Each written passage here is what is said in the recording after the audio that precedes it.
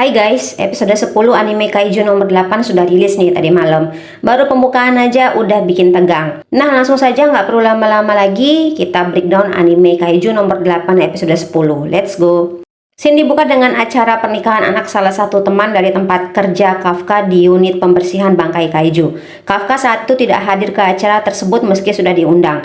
Nah, saat acara pernikahan hendak dimulai, dari balik kaca jendela gedung, sepasang mata kaiju ada di sana dan boom! Gedung pernikahan tersebut pun hancur akibat ulah kaiju tersebut.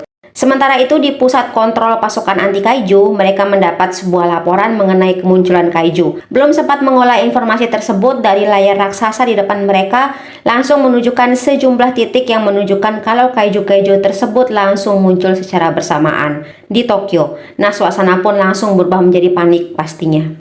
Terlihat serangan kaiju di berbagai tempat mulai membabi buta dengan berbagai macam bentuk, baik di darat maupun di air, bahkan ada yang muncul di Menara Tokyo. Scene beralih di gedung pernikahan tadi. Tokusa, teman Kafka yang anaknya ingin menikah tadi, berusaha menyelamatkan calon menantunya yang terluka dan juga anak perempuannya, Chieko. Namun tiba-tiba kaiju datang dan langsung menyerang Chieko. Nah, kepanikan pun melanda, apalagi anaknya tadi sudah mau ditelan nih sama kaiju. Dan lagi-lagi Narumi datang menyelamatkan hari yang kacau dengan gagahnya, guys. Dan kali ini Narumi memakai suit yang baru. Makin keren cuy Narumi di sini dengan suit barunya.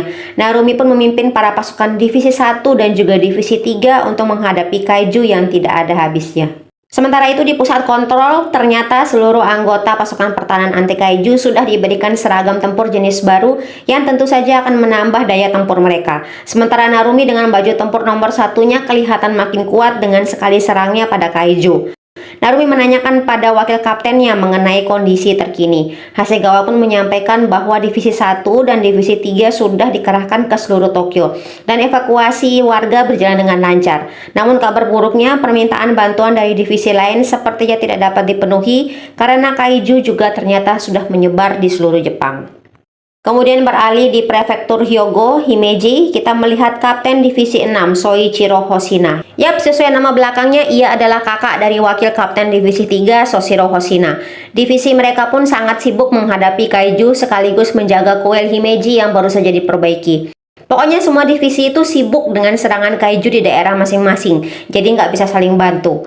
Hasegawa juga melaporkan pada Narumi bahwa para kaiju itu muncul di setiap titik vital yang penting bagi masyarakat. Narumi kemudian menyimpulkan bahwa kaiju nomor 9 memang ada di sekitar mereka dan sekarang menunggu waktunya untuk keluar. Sementara itu di pangkalan maritim Ariake, Itami sedang melihat persiapan Kikoru yang sekarang sudah resmi memakai pakaian tempur dari kaiju nomor 4 yang dulu dipakai oleh ibunya Hikari Shinomiya. Di sana juga terlihat ada senjata nomor 4 yaitu perangkat peluncur elektromagnetik yang sudah lama tidak digunakan setelah Hikari tewas. Kikoru pun menaiki peluncur tersebut. Ternyata ini memang adalah semacam pelontar yang membuat pemakainya, dalam hal ini Kikoru, untuk cepat sampai ke lokasi. Nah, kecepatan pelontar ini luar biasa. Setelah dilontarkan dari senjata tersebut, Kikoru keluar dan langsung terbang secepat kilat. Dan menurut Itami, senjata nomor 4 punya kemampuan terbang tercepat. Itu kenapa Hikari Shinomiya dulunya adalah pemegang rekor pembasmian terbanyak di antara kapten terdahulu. Kikoru pun sampai di tempat pembasmian dan seperti yang kita tahu, kekuatannya luar biasa. Bahkan pasukan yang lain pun sepertinya hanya menjadi penghalang saat membantunya. Narumi mengatakan pada Kikoru untuk membereskan semuanya dalam 10 menit. Kikoru menjawab ia hanya perlu 5 menit.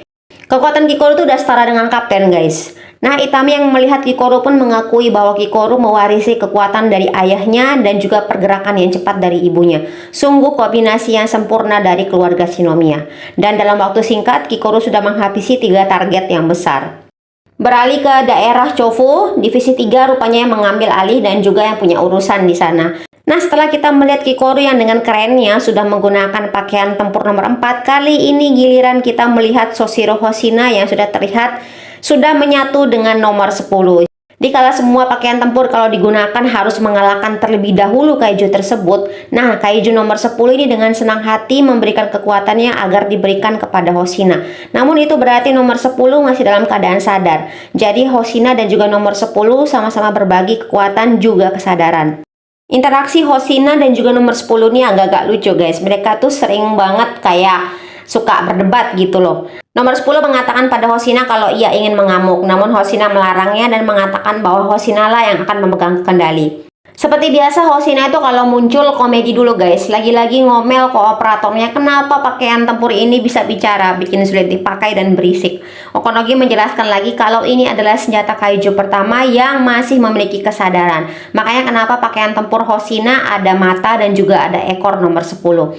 Rupanya penyatuan mereka berdua ini didasari oleh komunikasi suara alih-alih dengan sinkronisasi saraf seperti yang lain. Okonogi menjelaskan lagi bahwa ini yang merupakan prototipe, jadi sebenarnya masih terlalu cepat untuk digunakan di pertempuran. Namun Hosina pun sudah tahu, tapi hanya ini yang bisa mereka gunakan untuk melawan kaiju nomor 9.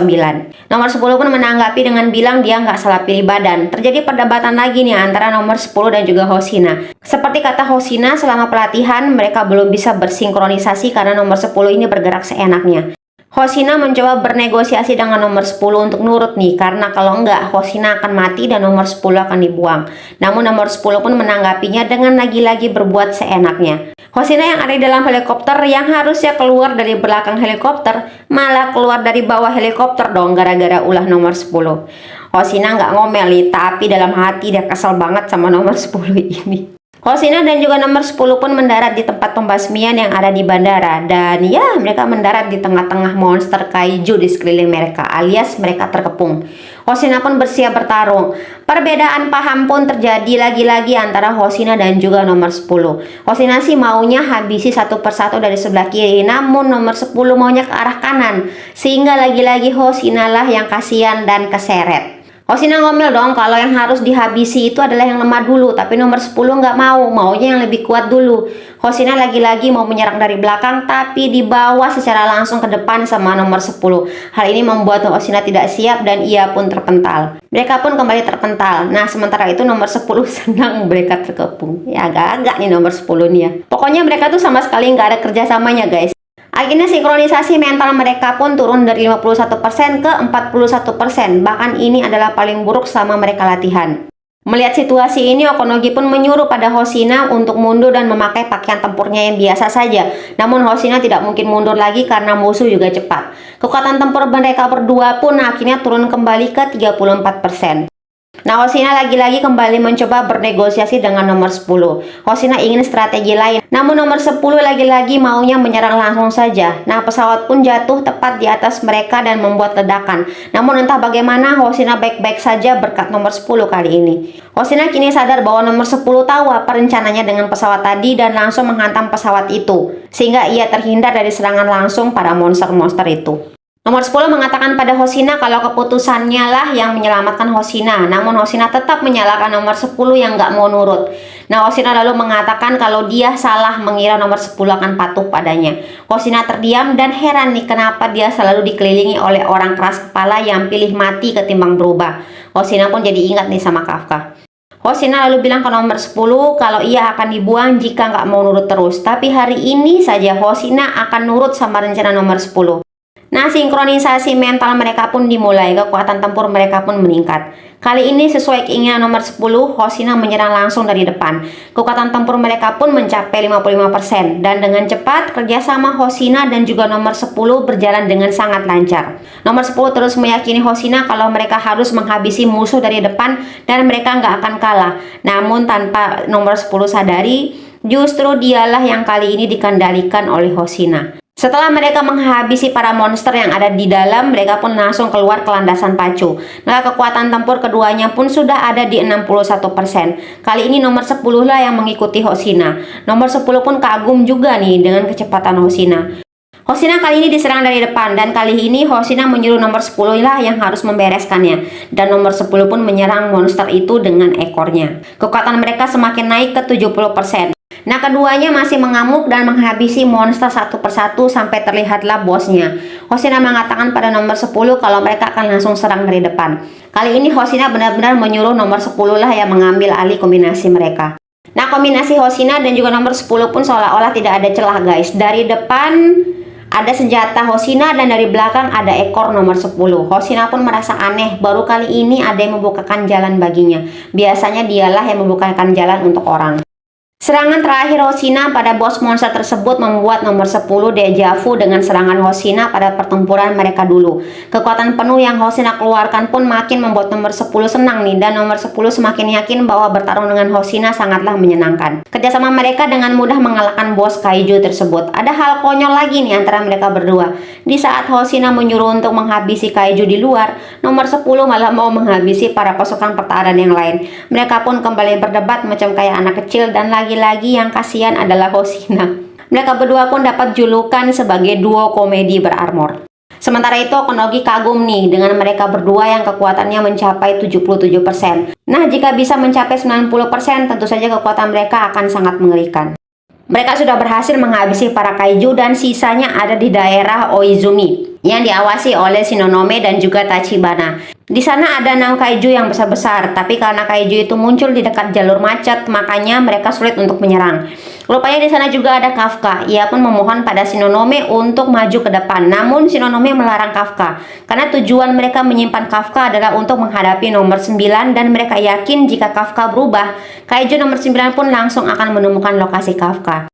Mendadak salah satu monster tadi perutnya membesar dan mengeluarkan ledakan yang cukup besar. Kafka khawatir dengan kondisi sekarang, namun ternyata di arah barat daya terdengar suara Mina yang sudah siap dengan senjata besarnya dan siap menghadapi ledakan tadi.